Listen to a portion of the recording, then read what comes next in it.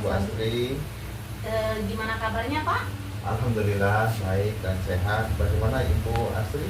Alhamdulillah baik juga Pak. Sebelum kita melakukan coaching Pak, sebagai langkah awal, saya akan memberikan beberapa pertanyaan kepada Bapak. Yang pertama, saya akan mendiskusikan tentang rubrik penilaian kita hari ini ya Pak. Ya. Pada coaching kita hari ini, coach dan coachee akan saya amati dan nilai sesuai dengan rubrik penilaian. Apakah sudah sesuai dengan alur tirta atau belum? Terus kemudian bagaimana Bapak memberikan pertanyaan berbobot kepada coachee, dan juga bagaimana coachee merespon atau menanggapi pertanyaan dari Bapak nantinya sebagai coach. Nah, jangan lupa ya Pak, disesuaikan dengan prinsip coaching, diantaranya kemesraan, proses kreatif, dan memaksimalkan potensi. Nah, pertanyaan pertama yang akan saya tanyakan kepada Bapak, kompetensi apa yang akan Bapak kembangkan pada coaching kali ini?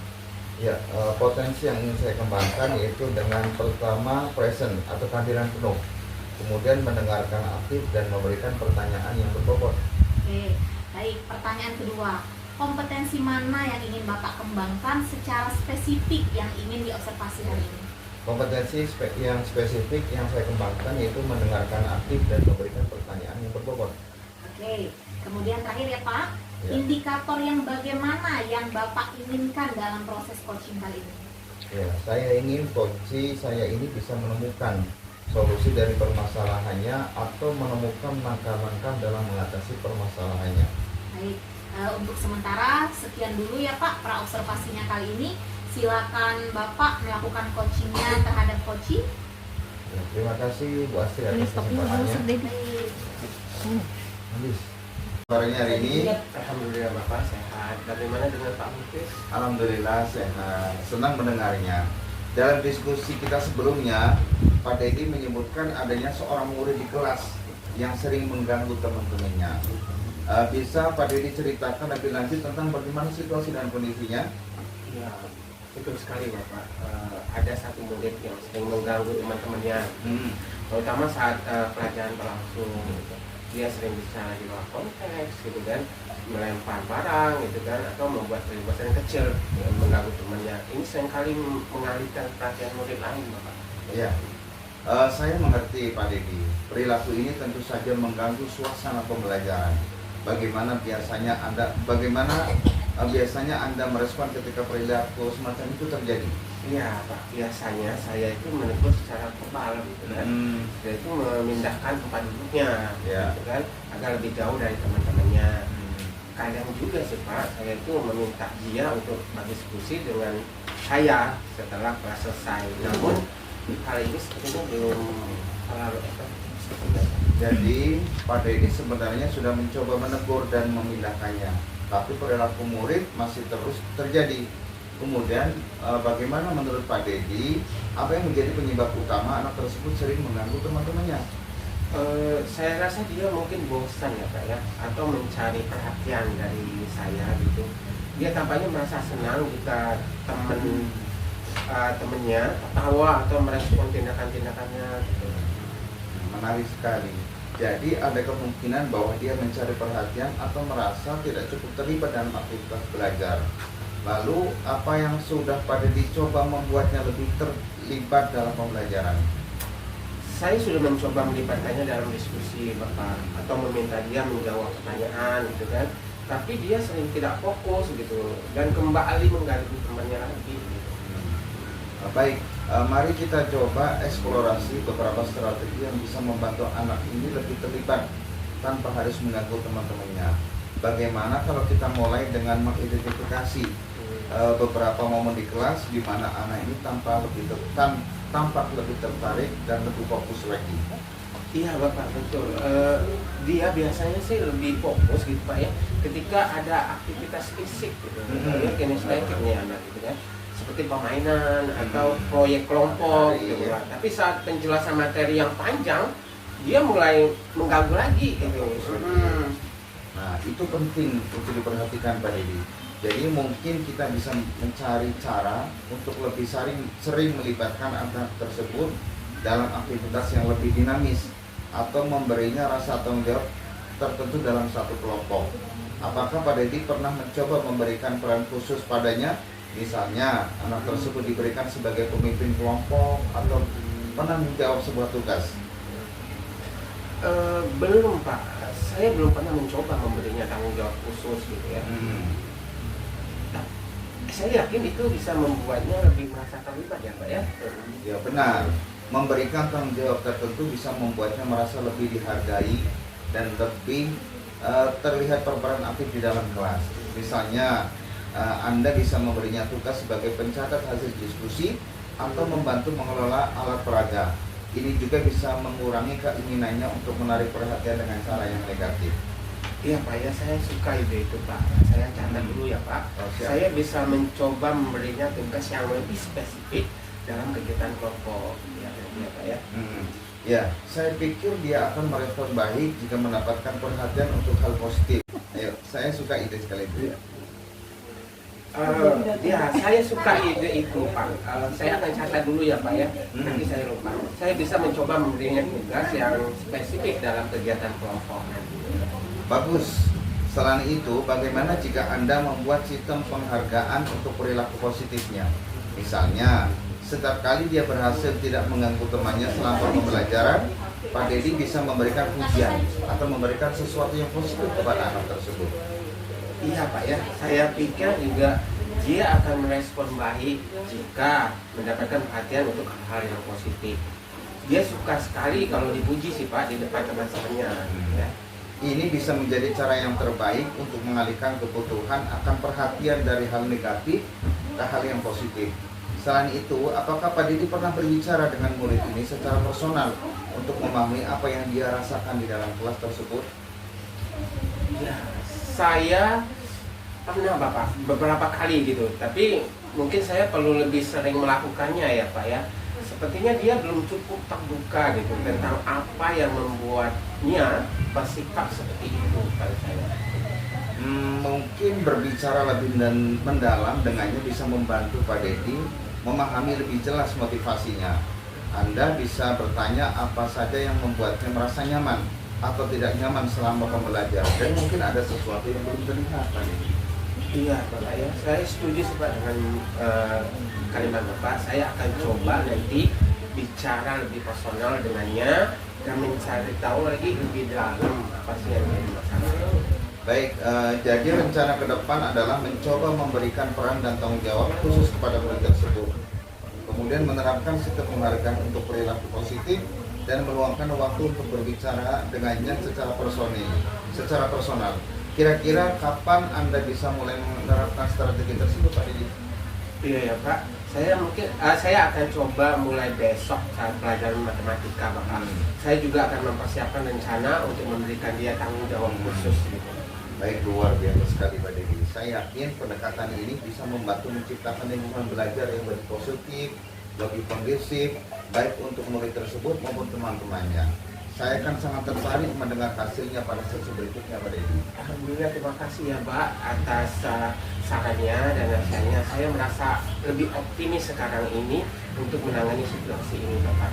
Baik, sama-sama Pak Dedi. Saya yakin Pak Dedi bisa melakukannya dengan baik. Semoga berhasil. Dan sampai kita bertemu pada sesi yang berikutnya. Pak Mufid. Waalaikumsalam warahmatullahi wabarakatuh. Pak Mufid, tadi sudah melakukan coaching ya dengan Pak Dedi. Nah, sebelum penutupan, saya akan menanyakan beberapa pertanyaan kepada Pak Dedi pasca observasi. Yang pertama, apa saja yang sudah Bapak lakukan pada saat coaching tadi terkait indikator ketercapaian yang diinginkan? Di coaching ini saya sudah melakukan coaching dengan alur Tirta, menanyakan tujuan identifikasi rencana aksi dan tanggung jawab, sehingga alur tersebut itu bisa menggali kunci untuk menceritakan permasalahan dan menemukan solusi-solusi. Oke Pak Mufid, menurut saya sebagai observer ya, dari pengamatan proses coaching tadi antara Pak Mufid dengan Pak Dedi sudah berjalan dengan baik. Proses alurnya juga sudah sesuai dengan alur Tirta. Dan juga Pak Mufid sudah berusaha menggali dengan pertanyaan-pertanyaan kepada Pak Dedi, sehingga Pak Dedi bisa menemukan solusi dari permasalahannya. Dan juga coaching tadi sudah dilakukan sesuai dengan prinsip coaching. Pertanyaan terakhir ya Pak, sebelum kita tutup, kompetensi apa lagi yang ingin dikembangkan berdasarkan hasil melakukan coaching yang barusan dilakukan? Kompetensi yang ingin saya lakukan yaitu dengan cara lebih memahami lagi proses, sehingga saya nanti dapat melakukan coaching lebih bagus lagi. Nah itu ya Pak, semoga kedepannya kita bisa melakukan coaching dengan lebih baik lagi. Demikian ya observasi kita hari ini, semoga bermanfaat bagi kita semua. Assalamualaikum warahmatullahi wabarakatuh. Waalaikumsalam warahmatullahi wabarakatuh.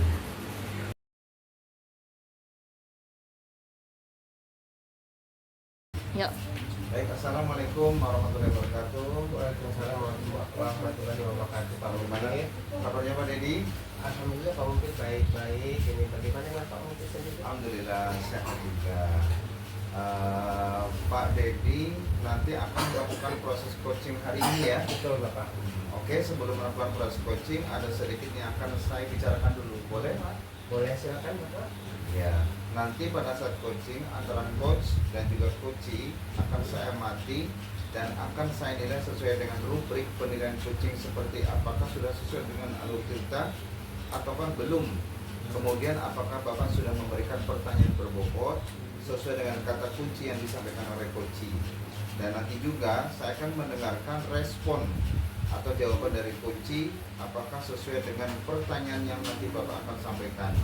Dan jangan lupa ya Pak, ya harus diselesaikan juga dengan prinsip coaching. Di antaranya ada kemitraan, proses kreatif, dan juga memaksimalkan potensi. Mungkin sebelum dilakukan proses observasi ini, ada sedikit yang akan saya tanyakan. Silakan Bapak boleh. Ya, untuk pertama, kompetensi apa yang ingin Bapak kembangkan dalam proses coaching hari ini? Ya, kompetisi yang ingin saya kembangkan pada coaching kali ini ya Bapak, saya pengen pastinya nanti kompetensi ini yang pertama itu tentang kehadiran penuh Pak. Yang kedua nanti mendengarkan dengan aktif. Yang ketiga nanti saya mengajukan pertanyaan yang konstruktif kepada coach. Baik, jadi Bapak ingin mengembangkan 3 kompetensi inti itu ya Pak ya? Ya, Terdiri dari kehadiran penuh atau presentasi, yang kemudian kedua ada mendengarkan aktif, dan satu lagi mengajukan pertanyaan yang berbobot ya. ya. Di antara ketiganya itu kira-kira mana yang lebih spesifik yang akan Bapak kembangkan atau akan melakukan observasi? Oh iya Bapak, yang lebih spesifik nanti sih yang ingin saya kembangkan itu yaitu mendengarkan dengan aktif gitu. Pak, kemudian mengajukan pertanyaan yang berbobot pada coachingnya. Baik, jadi ada 2 Pak ya yang akan Bapak kembangkan yang lebih spesifik, yaitu mendengarkan aktif dan mengajukan pertanyaan berbobot. Nah, kira-kira Pak, indikator tercapainya itu apa saja?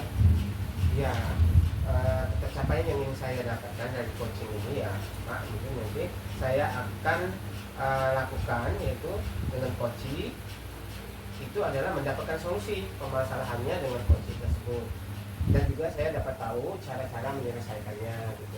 Permasalahan dengan mengetahui cara-cara atau langkah-langkahnya seperti itu Pak. Baik. Jadi Bapak, indikator ketercapaiannya pada coaching sudah menemukan sendiri solusi atas permasalahannya Pak ya. Baik Bapak, terima kasih atas jawabannya. Silakan Bapak melakukan proses coaching dan coaching dengan sebaik-baiknya. Dan nanti setelah proses coaching itu selesai, kita akan ngobrol-ngobrol kembali, ngopi kembali di ruangan ini Pak ya. Oke Bapak, terima kasih banyak. Terima kasih. Assalamualaikum. Ya, naik. Assalamualaikum Pak Dedi. Waalaikumsalam Pak Mungkit. Mulai. Bismillahirrahmanirrahim. Ibu Linda, Assalamualaikum warahmatullahi wabarakatuh. Apa kabarnya hari ini? Waalaikumsalam warahmatullahi wabarakatuh, Pak Dedi. Alhamdulillah saya baik. Pak Dedi apa kabarnya? Alhamdulillah juga Pak Bu, saya baik-baik juga. Oh iya Bu Linda, saya dengar Bu Linda tadi mau menyampaikan sesuatu untuk menceritakan apa ya Bu? Iya benar Pak Dedi. Saya ingin menceritakan permasalahan saya yang ada di sekolahan. Oke, kita punya waktu 15 menit sampai 20 menit nih Bu Linda. Silakan Bu Linda sampaikan. Baik Pak Dedi. Di sekolah saya ini tuh sudah saya lihat siswanya itu kayaknya nggak rasa sudah bosan ya Pak untuk belajar di sekolah. Karena setelah saya amati ternyata rekan-rekan guru saya ini melakukan pembelajaran yang monoton, yaitu dengan cara berceramah, selalu berceramah terus Pak. Padahal mereka itu bisa manfaatkan manfaatkan fasilitas yang ada di sekolah ya Pak, seperti kita juga bisa menggunakan komputer ataupun laptop. Nah, begitu Pak. Nah, sudah sesuai. Baik. Pak, Ya. ini. Oke. Ini Pak Dedi, di sekolah saya ini tuh saya melihat siswanya itu sudah kayaknya sudah bosan gitu ya Pak untuk belajar di sekolah, karena setelah saya amati ternyata rekan-rekan saya ini melakukan pembelajaran yang monoton, yaitu dengan cara berceramah terus Pak di dalam kelas. Padahal mereka itu bisa manfaatkan sarana yang ada di sekolah seperti ada infokus, terus di situ juga ada lapangan yang luas atau beberapa tempat yang bisa dimanfaatkan untuk dijadikan media pembelajaran bagi rekan-rekan guru tersebut, sehingga tidak memiliki mana lagi dulu Pak. Ini kan? Satu dong. Iya Pak Dedi, di sekolah itu saya lihat siswanya itu sudah bosan loh Pak untuk belajar di dalam kelas, karena yang saya amati rekan-rekan saya itu ketika melakukan pembelajaran monoton Pak. Mereka selalu berceramah, mereka tidak menggunakan sarana yang ada di sekolah seperti menggunakan laptop ataupun menggunakan infokus. Oh, artinya Bu Linda di sekolah ini itu banyak guru yang masih menggunakan pembelajaran yang biasa saja dan monoton, kurang variatif, betul ya Bu Linda ya? Oh betul sekali Pak Dedi. Pembelajarannya dengan ceramah begitu aja. Setelah saya lihat dan saya tanya sama siswanya, bagaimana pembelajarannya ya Pak ya? Jadi saya lihat siswa itu jadi malas. Makanya mereka udah antusias untuk belajar di sekolah. Oke, Bu Linda, apa yang ingin Ibu Linda lakukan selanjutnya? Saya pengennya ada perubahan loh Pak di sekolah saya. Perubahannya setidaknya ada perubahan untuk guru-gurunya, cara pembelajaran, proses pembelajaran sudah berubah dan menggunakan metode-metode yang bermanfaat dan sudah menggunakan media pembelajaran yang menarik Pak. Oke, berarti jadinya Bu Linda ingin adanya perubahan dari rekan-rekan sendiri untuk merubah cara mengajarnya ya Bu ya? Betul sekali Pak, biar ada perubahan gitu loh Pak. Oke, berarti Bu Linda perubahan yang seperti apa yang Ibu harapkan dari rekan-rekan guru ini? Sebenarnya perubahan yang saya ingin adalah Pak ya, seperti penggunaan metode pembelajaran yang bervariasi, terus pemanfaatan media sarana yang ada di sekolahan dengan secara semaksimal mungkin loh Pak. Itu sudah disediakan, tetapi mereka masih kurang memanfaatkannya secara maksimal. Oh, berarti Bu Linda pembelajaran yang bervariatif adalah pembelajaran bervariatif itu kalau dibilang ideal itu levelnya 10 kan ya Bu Linda ya. Nah, di sekolah Bu Linda ini berapa sih kira-kira levelnya yang ini? Oh iya Pak, yang sepertinya di sekolah saya itu masih di level 5, karena masih banyak yang berapa guru sudah manfaatkan, tetapi penggunaan sarana dan prasarana di sekolah saya itu untuk pengembangannya masih menggunakan teknologi seperti hanya PowerPoint saja ya Pak. Tapi sebagian besar juga pembelajarannya masih menggunakan ceramah, jadi tidak maksimal sarana dan prasaranaannya digunakan dalam media maupun metode pembelajarannya. Jadi Bu Linda mau level berapa nih di sekolah itu? Saya pinginnya udah naik ke level 7 loh Pak. Oke. Karena saya ingin bagi guru-guru di sekolah saya itu ada antusiasnya loh Pak untuk memulai menggunakan media pembelajaran yang lebih menarik. Artinya Bu Linda sekarang adalah apa langkah Bu Linda yang akan Bu Linda ambil sehingga guru-guru itu melakukan perubahan ke depannya? Yang pertama saya akan mendiskusikan permasalahan ini kepada rekan-rekan saya. Kemudian saya ingin mengadakan pertemuan dengan guru-guru dalam bentuk seminar untuk membahas masalah ini Pak. Kemudian saya juga akan berbicara dengan kepala sekolah untuk melakukan monitoring loh Pak.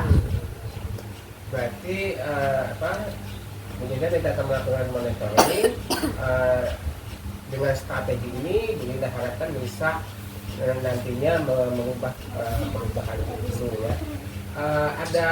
Ada strategi lain nggak Bu Linda? Sepertinya kalau biar ada apa ya Pak ya, untuk mencakup skala lebih besar, mungkin saya akan melakukan pelatihan atau workshop biar semua guru bisa mendengar dan lalu belajar menggunakan media atau metode pembelajaran yang lebih aktif. Oke, tadi ada mentoring dan juga workshop. Nah, kira-kira yang dilakukan nanti biar nyaman untuk dilakukan itu metode strategi yang dilakukannya itu yang bagaimana ya Bu Linda ya? Menurut saya akan melakukan mentoring terlebih dulu ya Pak. Kalau mentor ini kan sasarannya yang ingin saya adakan itu ada perubahan. Untuk pelatihan itu mungkin sasarannya masih oke Pak, cut dulu Pak. Sasarannya kok ada. Lanjut. Sepertinya ini Pak, saya akan melakukan mentoring terlebih dahulu ya Pak. Ini saya ingin ada perubahan setelah dilakukan mentoring ini loh Pak. Oke, artinya dalam melakukan mentoring itu pastinya Ibu memerlukan bantuan. Nah, siapa yang akan membantu Ibu ke depannya? Nah, saya akan bekerja sama atau berkolaborasi dengan tim IT di sekolah saya Pak, untuk membantu saya menyamakan konsep, kemudian dengan rekan-rekan sepertinya nanti kemudian saya juga akan dibantu dalam mentoring Pak, sehingga terjadi sasarannya lebih banyak, begitu Pak, bisa mencakup dalam proses mentoring ini. Oke, itu artinya Bu Linda mau melakukan kolaboratif ya, kolaborasi dengan teman-teman yang lain gitu. Betul Pak Dedi, saya akan berkolaborasi dengan teman saya yang sefrekuensi dengan saya. Oke, nah Bu Linda, sekarang udah di penghujung nih kita ya percakapan kita ini. Jadi apa yang Ibu dapatkan gitu? Saya ada sedikit gambaran ya Pak. Gambarannya bagaimana cara saya memberikan perubahan di sekolah saya, khususnya pada memberikan dampak. Assalamualaikum Pak Dedi. Waalaikumsalam Pak Mukti. Pak Dedi tadi sudah melakukan coaching ya. Ya betul Bapak. Nah, sebelum penutupan, saya akan menanyakan beberapa pertanyaan nih pasca observasi ya. Ya, Yang pertama, apa saja yang sudah Bapak lakukan pada saat melakukan coaching terkait indikator ketercapaian yang diinginkan? Ya betul Bapak. Tadi selama coaching saya sudah melakukan dengan alokasi Pak, yaitu dengan menanyakan tujuan identification, kemudian rencana aksi dan tanggung jawab. Kemudian juga saya juga menggali potensi dari fungsi tadi untuk menemukan solusi permasalahannya. Oke, Pak Dedi, menurut saya sebagai observer yang terlebih tadi proses coaching tadi belum Kak. 1, 2, 3. Oke Pak Dedi, menurut saya sebagai observer Ada 2, 3. Oke Pak Dedi, menurut saya sebagai observer tadi prosesnya sudah berjalan dengan baik dan juga proses alurnya sudah sesuai dengan alur Tirta. Nah, pertanyaan terakhir sebelum kita tutup yaitu kompetensi apa lagi yang ingin dikembangkan berdasarkan hasil melakukan coaching yang barusan dilakukan? Ya, kompetensi yang ingin saya kembangkan itu Pak, saya ingin mendalami, memahami alur data lagi untuk melakukan coaching supaya coaching selanjutnya nanti menjadi lebih baik lagi Pak. Benar ya. Semoga kedepannya kita bisa melakukan coaching dengan lebih baik lagi ya Pak. Ya. Demikian observasi kita hari ini, semoga bermanfaat untuk kita semuanya dan memajukan pendidikan di sekolah kita masing-masing. Amin Bapak. Kita tutup. Wassalamualaikum warahmatullahi wabarakatuh. Waalaikumsalam warahmatullahi wabarakatuh.